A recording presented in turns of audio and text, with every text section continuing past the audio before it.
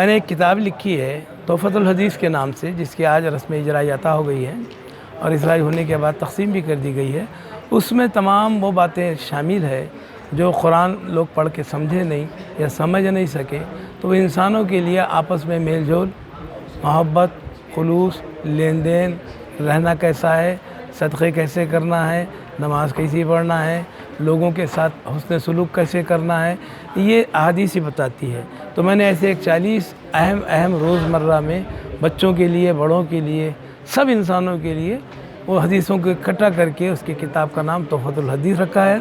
اور وہ ایسی حدیث ہے کہ وہ کوئی بھی پڑھ کے اس سے فائدہ اٹھا سکتا ہے، اپنے زندگی کے حالات کو سدھار سکتا ہے، جو قرآن سے اور زندگی سے بالکل مماثل اور ملتی جلتی رہتی ہے۔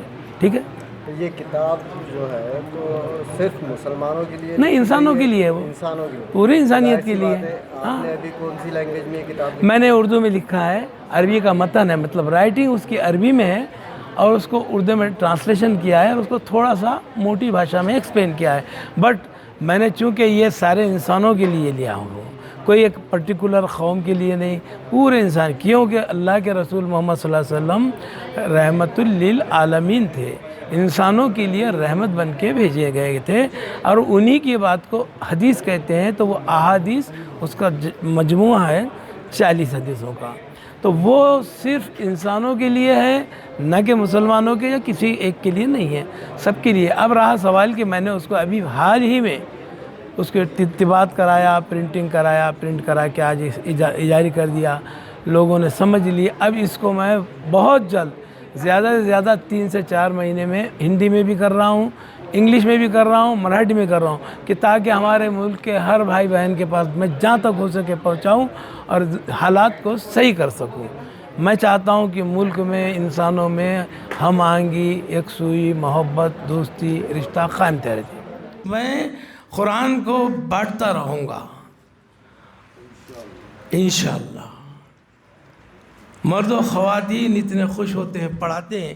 میں ایک حدیث کی کتاب 2017 میں لکھا تھا اور ادارے کاشف العلوم سے مولانا ریاض احمد فاروقی صاحب سے اجرائی کرایا تھا۔ وہ بہت چھوٹی سی تھی، اتنی ڈیٹیل میں نہیں تھی۔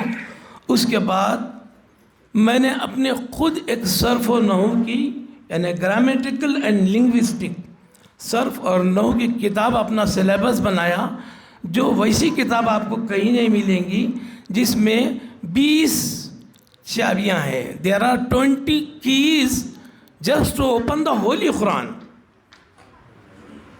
میرے اسٹوڈنٹ بیٹھے ہیں، میں ان کو ہوم ورک نہیں دیتا، میں ان کو رائٹنگ ورک نہیں دیتا، میں ان کو رٹاتا نہیں ہوں، ان کو کوئی ترجمے کی ضرورت نہیں، ان کو کوئی لغات اور ڈکشنری کی نیڈ نہیں۔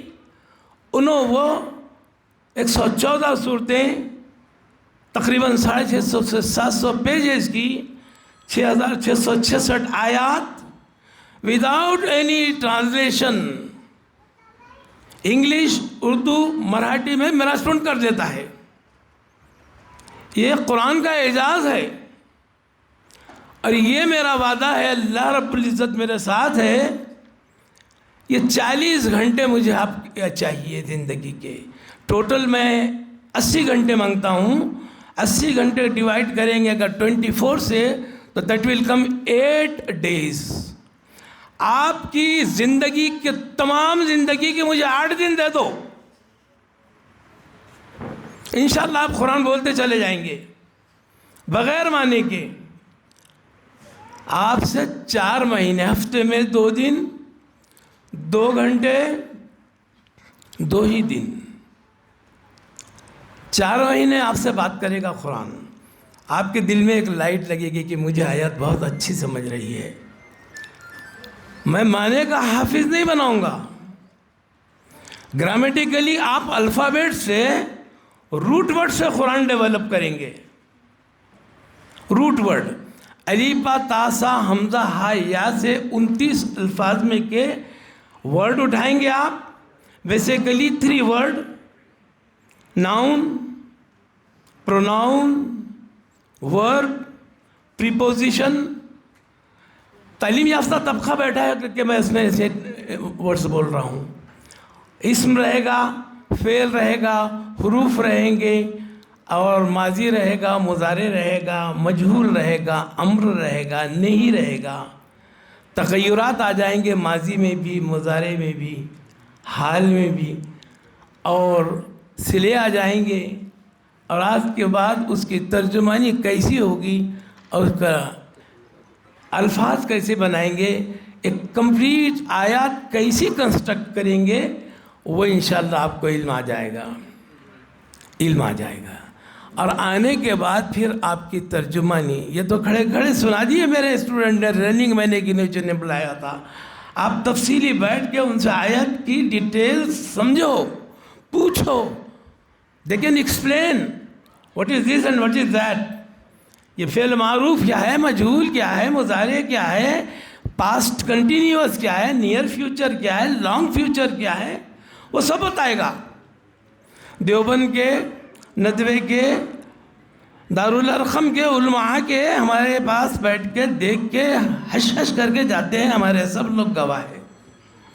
یہ اللہ کی مہربانی اور اس کا دین ہے یہ۔